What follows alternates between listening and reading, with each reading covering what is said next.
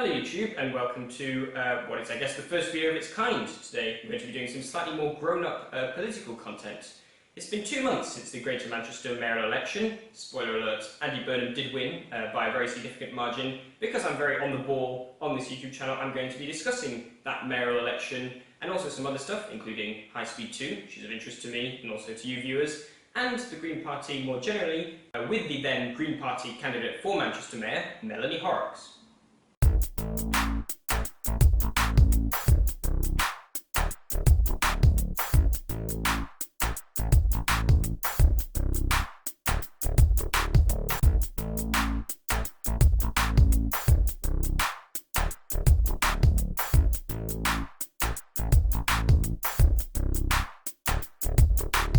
So thank you very much for coming on. So you ran in the mayoral election. It's been a couple of months now, but that's just how I do things on my YouTube channel. I followed along, as I'm sure you know, with some of the hustings. In fact, I made this the hustings bingo. Bingo. Of all the common things that came up, and I just want to know what were your general experiences of the hustings and the campaign in general. Do you know, I actually thought it was quite positive on the whole. There was a very marked difference when we had a full attendance than when we had the usual suspects turning up. But actually, overall, it was quite positive, particularly between Andy, Simon and myself, because there is a lot of overlap in our personal politics. And we just differed quite often on the implementation and how we'd make things work and how far we'd go. Obviously, seen very much with transport in particular and public transport with Andy and myself. But yeah, it was actually quite fun, and we sort of had quite a few jokes running between the three of us. So we sort of logged in one evening, and of course we were in lockdown at the time, and it was the third or fourth in a busy week of I sort of wondered and went, actually I think you two are my new bezies. I see more of you than anyone else in my life. And that's how we approached it, that we were all in it together and having to go, sort of be there and let's make it pleasant. And that was really nice when it came, as we sort of came to the conclusion. There were so many comments saying there was a very different way of doing politics and a really, much nicer attitude and approach. And that to me really rung very true, that actually we don't have to be shouting and sort of bellowing over each other. And obviously that was the very different point on the occasions when our friend from the Conservative Party joined us. There was an awful lot more sort of shouting and sort of accusatory type of politics.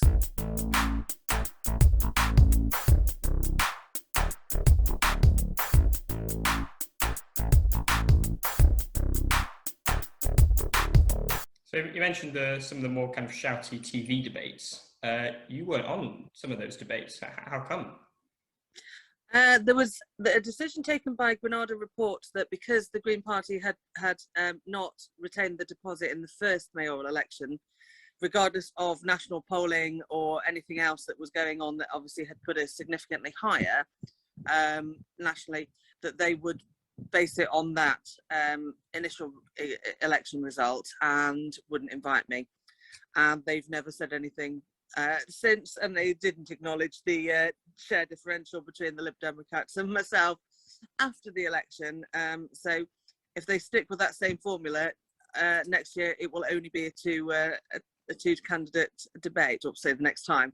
So in regards with you and the Liberal Democrat candidate Simon Lepori and also Andy Burnham, there was a lot of agreement, especially with the sort of single issue hustings, climate change, transport, and those kind of things.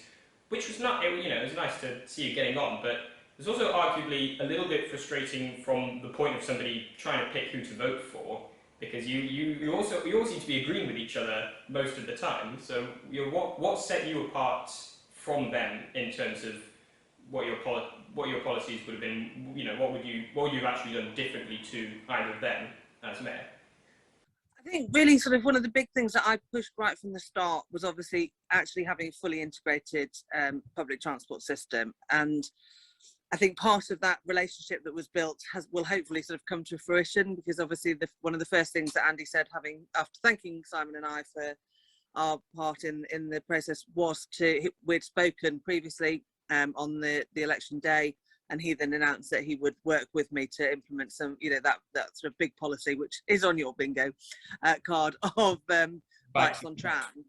And that was the sort of big policy, and that I think comes about if you have a good policy. That is clearly a good policy because it is working in Oslo, it works in Berlin, it works in those big European cities.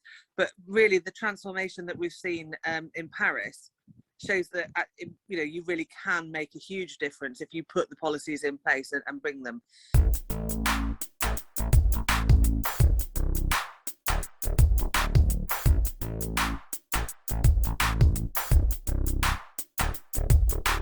And I obviously then really advocated for a universal basic income, something I massively believe in. I was very conscious that it was very easy for Andy to take part in those hustings because he is the only person in the world who has ever been in that role. So it's very easy to say, I've done this and I've done that, when we don't know whether someone would have done better or worse in that role or previously or anything else. There was no benchmark. He had set the benchmark and he was then able to promote what he had done. And it's very difficult for someone who hasn't been in that role to go, well, this is genuinely what I would do and how I would base it, because you haven't been in that position. Mm-hmm. So I think that was it. It was about pushing the narrative and pushing him to reflect and look was very much a sort of a reality of running this mayoral campaign in this city region at that time. And has he reflected? How is he doing in your view as mayor? Putting aside the particular issue of the bikes on trams, is he living up to his promises? I am seeing some of the promises that he made. He's obviously talked about the living wage. He's making sort of comments. I still disagree with a lot of what's going on at Greater Manchester Police. Very saddened to see the new chief constable talking about making negative comments about taking the knee and supporting Black Lives Matter. That's something I did talk about. I think particularly in one of the youth hustings, that actually that's really inappropriate. That the police need to be radically reformed, in my view, across the country, not just across the city region. And actually realising and dealing with racism is one of those key points. And those sorts of comments just really are very divisive and very unhelpful. And while it's, again, Andy would always be at pains to point out where his sort of remit began and started with GMP, that's something I wouldn't have liked to have seen, and I would have had comment to make about it had I been in post now. I just think it's really insulting to our different communities across Manchester to see those sorts of comments from the chief constable. Not good.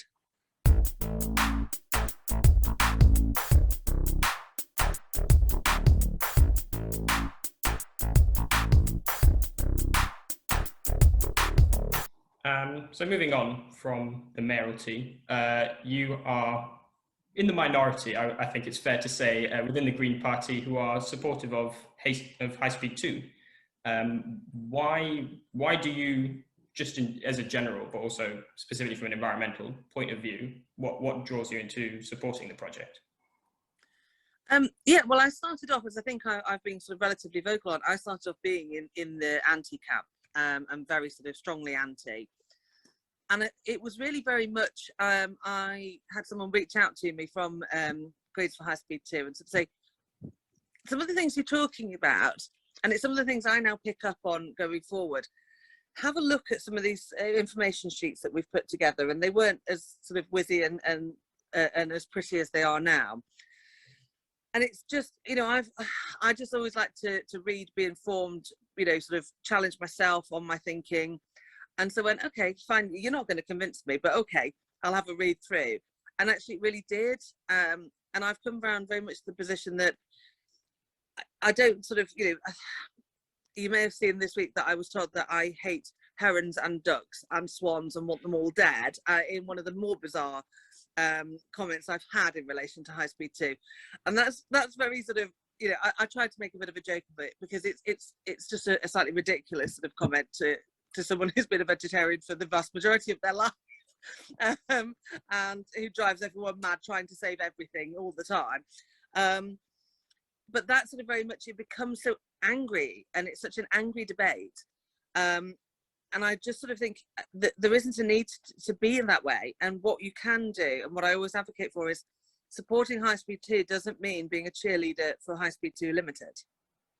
What we very much can do as an environmental group is to really hold the feet to the fire and say, what are you doing? Why are you doing it this way? And is there a better way? And how can you improve? And how can you do things? So we've had members of Greens for High Speed 2 who have made fundamental changes with regards to cycling access and, you know, those sorts of things around High Speed 2. We've had elected councillors along the route who have made positive changes for their local area. And to me, that seems like a much better way to spend our time than stopping what is, in effect, a carbon positive and a climate change positive project that will actually make a difference, and has the difference to take more planes out of the sky, to encourage people onto trains and to use them. And we get so caught up in the same arguments and the same discussion and the same need to repeat things that are just now proven to not be true, or to not be true in the way they're being publicised.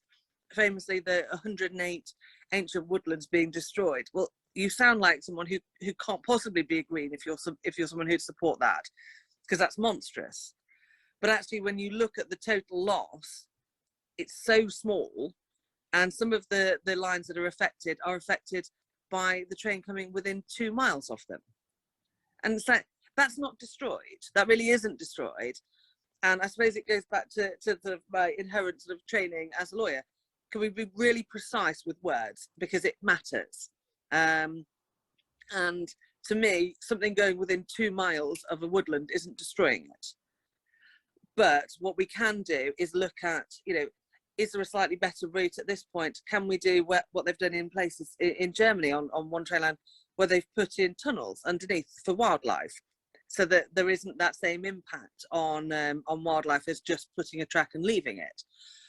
And I think there's a lot smarter and a lot better fights that we could have.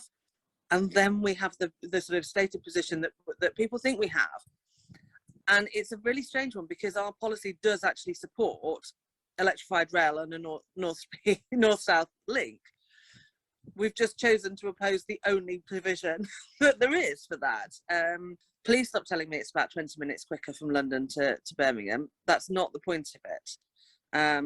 You know, and it's trying to have those conversations and get them through and have people listen. And I think that's something I felt I've had a reasonable amount of success with, because I'm not the train geek. And it's helped, actually, to be fair.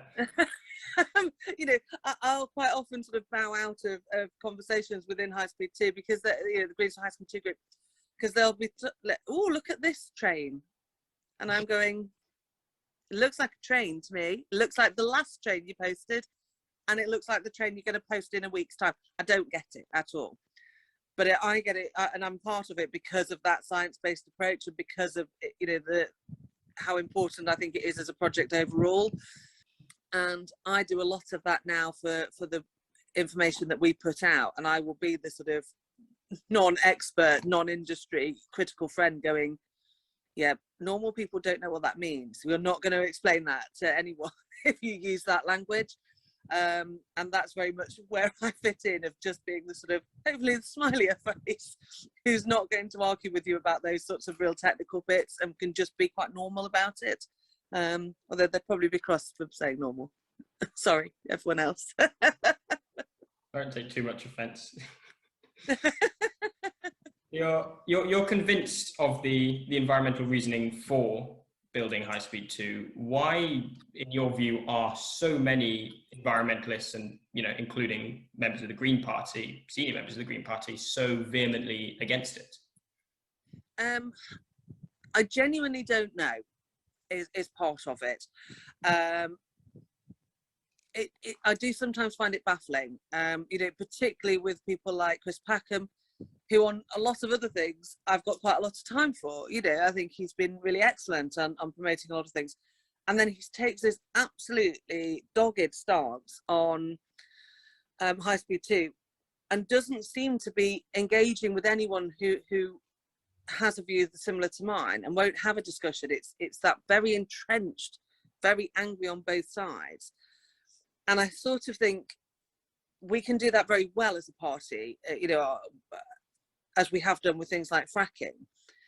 But we were up to date on the science and the information on that. And I just think we're not catching up, and we're not reviewing. And I'd hope that sort of what Greens for High Speed 2 are doing is sort of being able to say to people, it's okay to be a Green and to not be anti.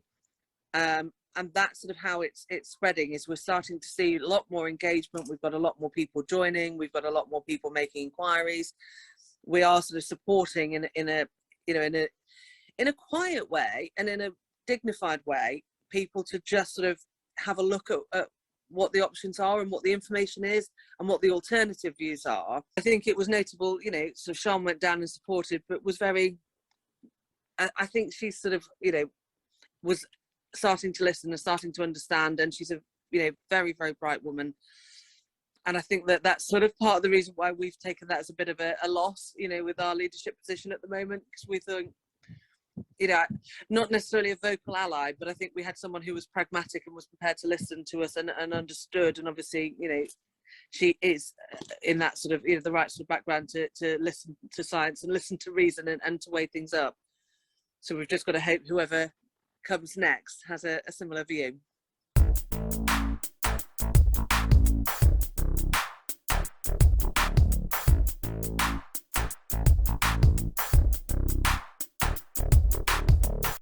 Well, that leads me very nicely into my last question, which is, given both of the co-leaders of the Green Party have announced their resignation, there is room for a new person at the top. So the obvious question is, are you considering putting yourself forward? Well, if you looked at my inbox, you might think that I was. Am I not the first person who's asked you that question? You are not the first person that's asked me. And not just have I been asked, but I've had a couple of things going, will you just stand, please? But as I spoke about during the mayoral hustings, I'd paused my PhD very soon into starting it, because it became very obvious very quickly that it was going to be a very full-on campaign in terms of commitment. And that's going to restart in September. So don't think that works very well with leading a party, particularly as Jonathan sort of left talking about an early general election. I'm not sure that my PhD would survive a leadership bid. And I think it's time to put myself first from that point of view. And obviously was very devastated that Rosie said she wasn't going to stand, Dr. Sexton, because she's incredible, and would have made a fantastic leader, and her views on High Speed 2 would have not been a poor, bad thing for you to link it back to where we just were. So we shall wait and see who is elected or who is nominated and how that pans out. But this is a point of ignorance from my part, but has anybody been confirmed or strongly rumoured to be standing? Or I think there is a general sort of hope from quite a lot of the party that Amelia will stand down as deputy to run, or will run as deputy, but that in itself may trigger a deputy leadership election as well. I've heard discussions about Cleo, obviously, as well as being a sort of popular and prominent Green, would be a popular choice as well. So looking beyond this leadership election, as one of Jonathan's, when Jonathan Bartley, when he said he was stepping down, was his suspicion that there would be an early general election. What will the Greens' role be in that election? What was the kind of general direction of the party in that sense? I think we have got to keep pushing. We're doing so well in local politics, and I think it's just about getting that message out. It's so frustrating when at every general election everyone just hopes that the Green Party disappear. And could you just not stand? Could you not be here? And why even are you? And why don't you join Labour? And why don't you do this? And it's all the sort of vitriol and all the pressure to be a part of a progressive alliance, and to it's all put on the smaller parties. And I spend a lot of time explaining there will never be a formal alliance like that with the Labour Party because it's against their constitution. So if you want to shout and rail and rant at anyone, you need to go and do that to the Labour Party, and they need to change their constitution to allow that to happen. So I think we will be pragmatic if there really is something that we can do. We have done that previously. I'm very on the fence about those sorts of pacts and alliances, because I don't think we should deny someone the right to vote for who they want to vote for. But I also want to see the Tories out of government as soon as possible. And that's a really, really hard juxtaposition to hold and to put forward.